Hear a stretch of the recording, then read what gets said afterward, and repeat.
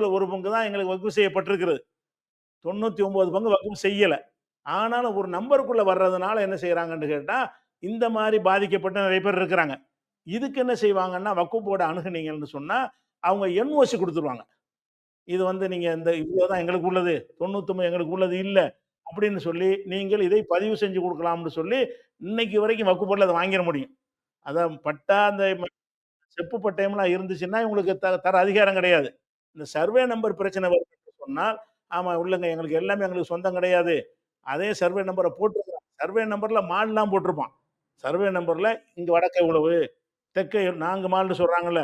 வடக்கு எவ்வளவு, தெற்கு எவ்வளவு, கிழக்கு எவ்வளவு, மேற்கு எவ்வளவு என்ற இடம் கொண்ட இத்தனை சதுர அடின்னு சொல்லி தான் அதில எழுதியிருப்பான்.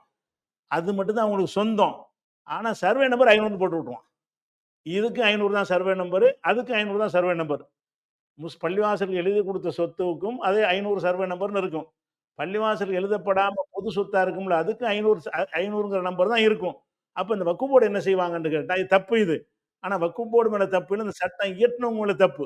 அவன் என்ன செஞ்சிருக்கணும்னு கேட்டா, ஒரு கூட்டான ஒரு சொத்தை ஒரு வக்ஃப் நீங்கள் செய்வதாக இருந்தால், அதுக்கு வந்து 500 ஏன்டு போடுங்க.